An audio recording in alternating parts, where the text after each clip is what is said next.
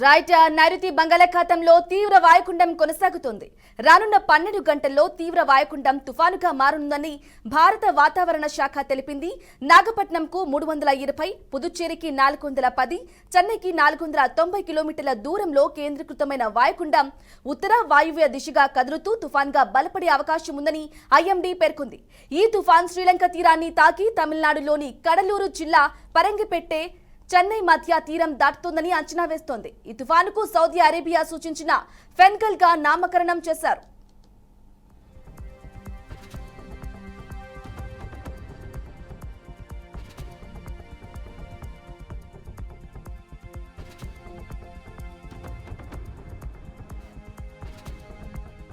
అయితే ఫెన్గల్ తుఫాను ప్రభావంతో ఈ రోజు నుంచి శనివారం వరకు కోస్తాంధ్రలోని శ్రీకాకుళం, విశాఖ జిల్లాలో భారీ నుంచి అతి భారీ వర్షాలు, రాయలసీమలోని నెల్లూరు, ప్రకాశం, తిరుపతి జిల్లాలో భారీ వర్షాలు కురుస్తాయని ఐఎండీ వెల్లడించింది. శుక్రవారం వరకు తుఫాను తీవ్రత కొనసాగుతుందని, శనివారం తీవ్ర వాయుగుండంగా బలహీనపడుతుందని పేర్కొంది. రాబోయే 3 రోజుల్లో కోస్తాంధ్ర తీరంలో గరిష్టంగా గంటకు 75 కిలోమీటర్ల వేగంతో గాలులు వీస్తాయని విశాఖలోని తుఫాను హెచ్చరికల కేంద్రం అధికారి జగన్నాథ్ కుమార్ పేర్కొన్నారు. ఈ నేపథ్యంలో మత్స్యకారులు శనివారం వరకు వేటకు వెళ్లరాదని హెచ్చరించారు. విశాఖపట్నం, గంగవరం, కాకినాడ, మచిలీపట్నం, నిజాంపట్నం, కృష్ణపట్నం పోర్టులకు 1వ నెంబరు హెచ్చరికలు జారీ చేశారు.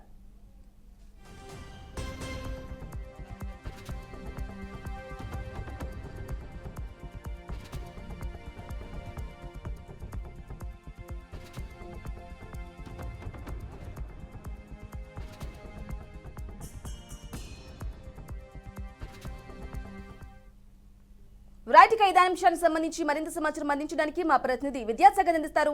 విద్యాసాగర్ చెప్పండి, బంగాళాఖాతంలో తీవ్ర వాయుగుండం ఏర్పడి తుఫానుగా మారే అవకాశం ఉన్నట్లుగా తెలుస్తోంది. దీని ప్రభావంతో కోస్తాంధ్రలో భారీ నుంచి అతి భారీ వర్షాలు పడే అవకాశాలు ఉన్నట్లుగా తెలుస్తోంది. డీటెయిల్స్ ఇవ్వండి.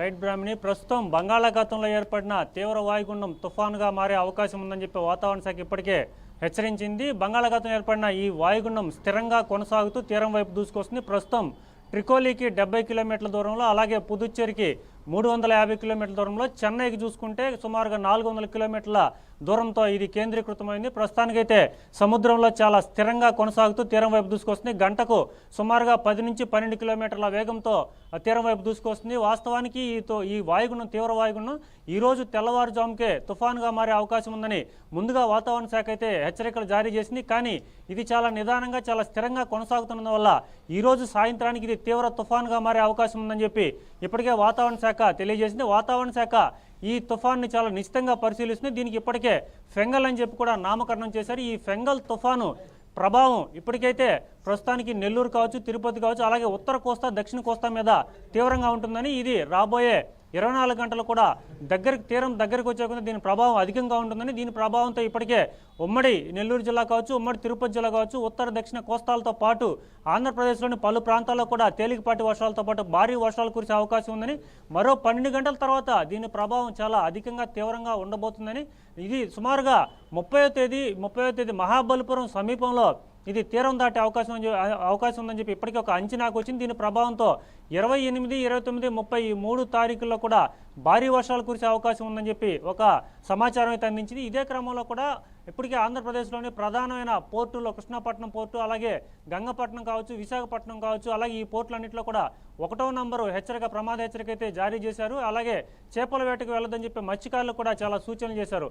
సో మొత్తం మీద ఈ ఫెంగల్ తుఫాన్ అనేది సముద్రం మీద చాలా స్థిరంగా కొనసాగుతుంది. ఇది తీరం దగ్గరికి వచ్చేకుంది. దీని ప్రభావంతో ఈదురుగాలు కూడా చాలా ఎక్కువగా ఉంటాయి. సుమారుగా 45 నుంచి 70 కిలోమీటర్ల వేగంతో ఈదురుగాలు వీచే అవకాశం ఉందని చెప్పి కూడా ఒక అంచనా వేసింది. ఇదే క్రమంలో కూడా చలి తీవ్రత ఎక్కువగా ఉంటుంది, గాలుల ప్రభావం ఎక్కువగా ఉంటుంది, వర్షం కూడా అధిక వర్షపాతం నమోదవచ్చు రాబోయే 2 రోజుల్లో. కాబట్టి ప్రజలందరూ కూడా అప్రమత్తం ఉండాలి, అలాగే రైతులు కూడా చాలా అప్రమత్తంగా ఉండాలని చెప్పి అంచనా వచ్చింది. ఇప్పటికైతే వాతావరణంలో నెల్లూరు, అలాగే చిత్తూరు ఈ ప్రాంతాల్లో పెద్దగా పూర్తిగా మార్పులు అయితే కనిపించడం లేదు, పెద్దగా వర్షపాతం కూడా కనిపించడం లేదు.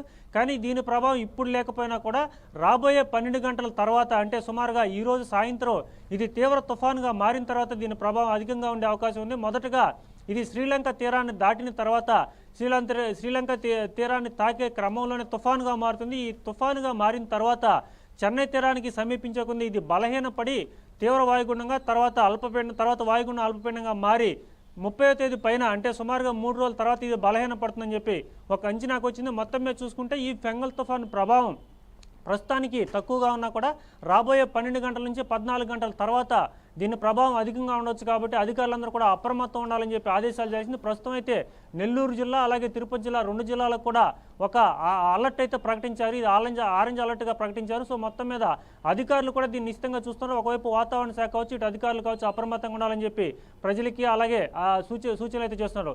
మొత్తం మీద ఫెంగల్ తుఫాన్ అనేది దీని ప్రభావం మరో 12 నుంచి 14 గంటల తర్వాత ప్రభావం అయితే మొదలయ్యే అవకాశం ఉంది.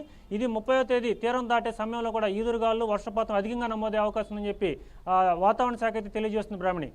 Right Sagar, thank you for the updates. Right గా ఇదే అంశానికి సంబంధించి మరిన్ని డీటెయిల్స్ ఇవ్వడానికి తిరుపతి నుంచి మా ప్రతినిధి గోపీనాథ్ అందిస్తారు. గోపీనాథ్, చెప్పండి, నెల్లూరు తిరుపతికి ఆరెంజ్ అలర్ట్ జారీ చేసినగా కూడా తెలుస్తోంది. ఫెంగల్ తుఫాను ప్రభావం తిరుపతిలో ఏ విధంగా ఉండబోతుంది? డీటెయిల్స్ ఇవ్వండి.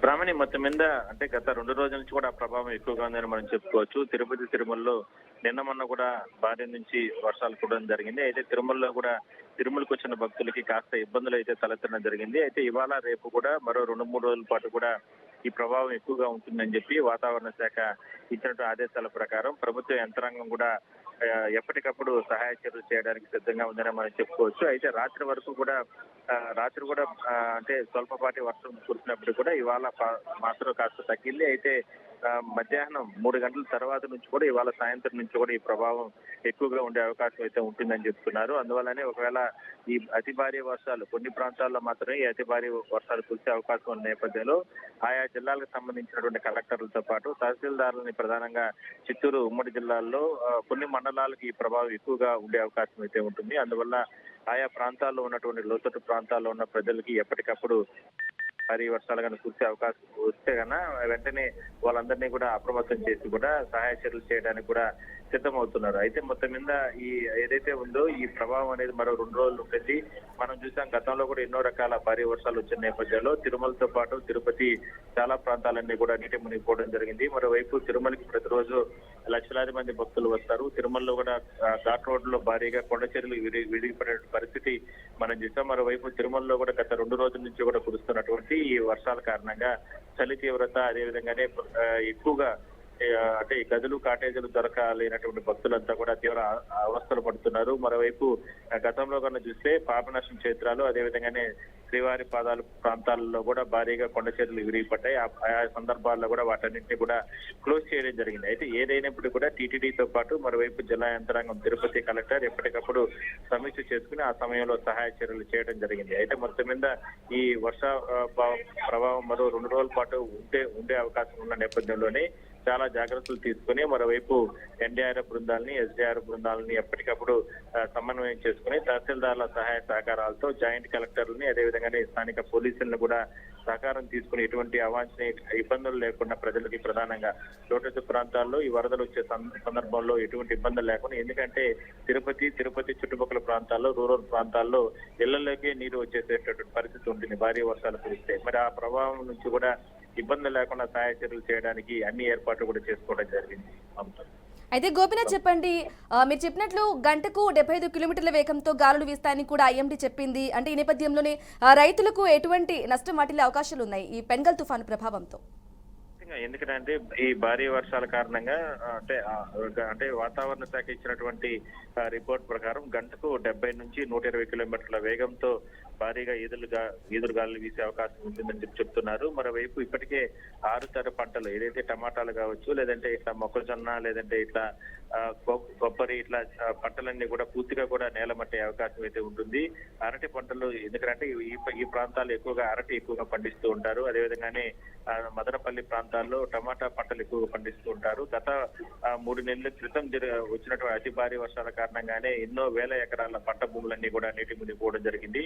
అయితే అలాంటిది రిపీట్ కాకుండా మాత్రం చర్యలు తీసుకోవడానికి అధికార యంత్రాంగం అయితే ప్రయత్నాలు అయితే చేస్తుంది. ఎందుకంటే అప్పట్లో చాలా రకాలుగా నష్టం జరిగింది. అలాంటిది ఇవాళ కోలుకున్నటువంటి రైతులు మరోసారి పంటలు పండించుకుంటున్న తరుణంలో ఈ రకమైనటువంటి భారీ వర్షాలు కన్నా వస్తే రైతులకు సంబంధించి ఎటువంటి చర్యలు తీసుకోవాలనే దానిపైన కూడా అధికార యంత్రాంగం ప్రయత్నాలు అయితే చేస్తుంది.